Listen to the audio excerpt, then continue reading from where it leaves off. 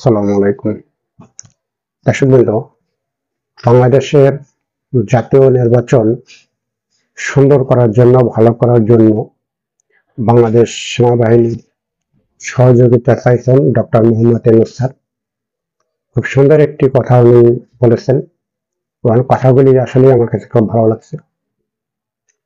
একদিকে শেখ হাসিনা ফাঁসির রায়, অন্যদিকে স্বরাষ্ট্রমন্ত্রী আসাদুজ্জামান খানের ফাঁসির রায়, আবার আসতেছে জাতীয় সংসদ নির্বাচনে সুন্দর আনন্দময় করার জন্য প্রধান উপদেষ্টা ডক্টর মোহাম্মদ ইউনূস স্যারের সুন্দর বার্তা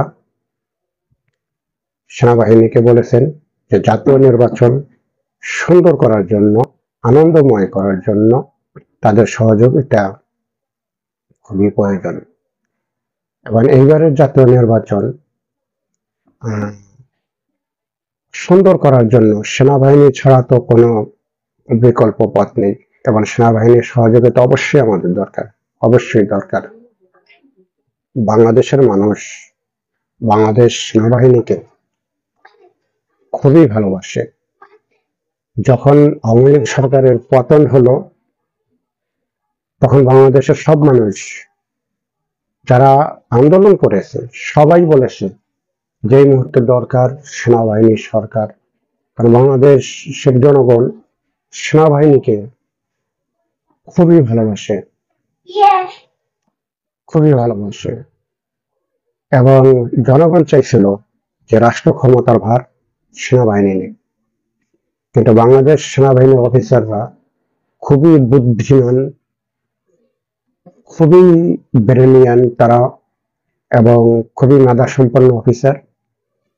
এবং তারা জানে যে সেনাবাহিনী ক্ষমতায় নিলে দেশের একটু ক্ষতি হয়, ব্যবসা বাণিজ্য একটু ব্যবসা বাণিজ্যের যে সূচকটা, সেই সূচকটা থেমে যায়। এবং এই জন্য তারা ক্ষমতা নেননি।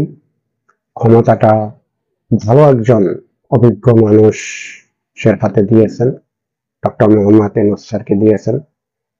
ওনার নেতৃত্বে কয়েকজন উপদেষ্টা গঠন করে রাষ্ট্র চালাচ্ছেন। এটা খুবই একটা ভালো ইতিবাচক একটা সিদ্ধান্ত হয়েছিল ওই সময়।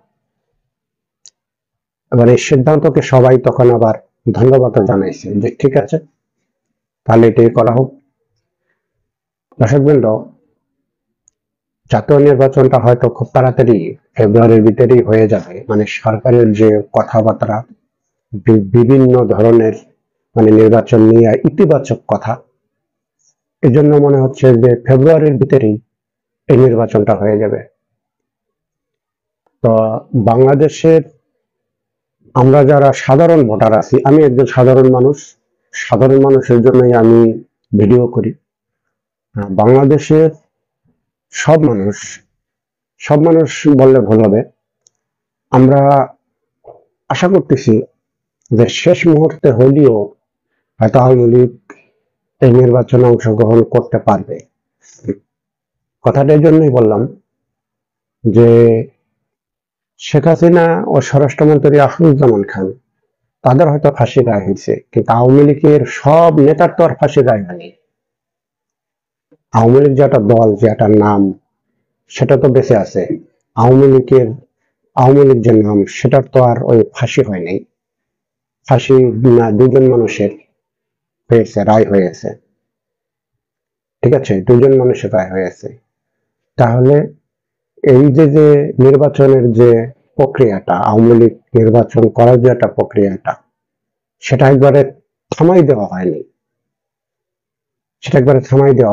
আর যদি এরকম কোনো কিছু হয়ে থাকে, তাহলে পুনরায়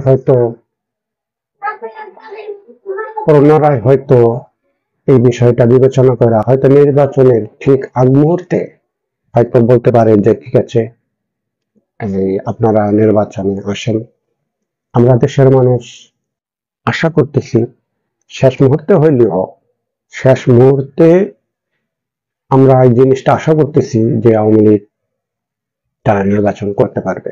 এটা শুধুমাত্র আমার একটা মনের ভাব, আমি আমার এই চ্যানেলে তুলে ধরলাম। কিন্তু আওয়ামী লীগ যেরকম বিএনপিকে ছাড়া এবং অন্যান্য দলকে ছাড়া তারা নির্বাচন করেছিল, এবারের নির্বাচনটা আমি আশা করি যে ওরকমটা হবে না। কারণ ওরকমটা যদি নির্বাচন হয়েই যায়, তাহলে আমার কাছে মনে হবে, দেশের কিছু কিছু মানুষের কাছে মনে হবে যে কোথায় যেন এই নির্বাচন হওয়ার ভিতরে কোথায় যেন একটা শূন্যতা রয়ে গেছে, মানে নির্বাচনটা পরিপূর্ণ হয় নাই, একটা অপরিপূর্ণ একটা শূন্যতা সৃষ্টি এখানে হয়েছে বা এই নির্বাচনের ভিতরে রয়ে গেছে। পুরোপুরি মানে আমেজ পূর্ণ যে একটা নির্বাচন, মানে সুন্দর পরিপূর্ণতার যে একটা নির্বাচন, সেটা আমার মনে হয় যে হবে না যদি আওয়ামী লীগ না আসে।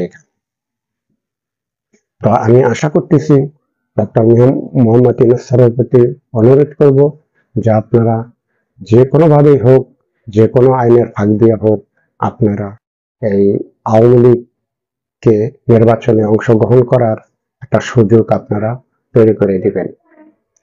আমি কথাটা এই জন্যই বললাম যে নির্বাচনটা পুরোপুরি পরিপূর্ণতা করার জন্য, যাতে কোথাও শূন্যতা না থাকে, পরিপূর্ণ যাতে হয়, সেজন্যই আমি এই কথাগুলি আমার চ্যানেলে তুলে ধরলাম।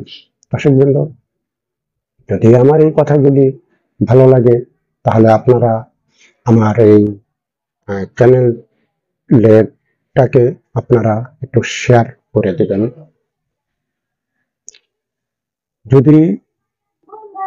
যদি আওয়ামী লীগ আসে আলহামদুলিল্লাহ, না আসলেও আলহামদুলিল্লাহ।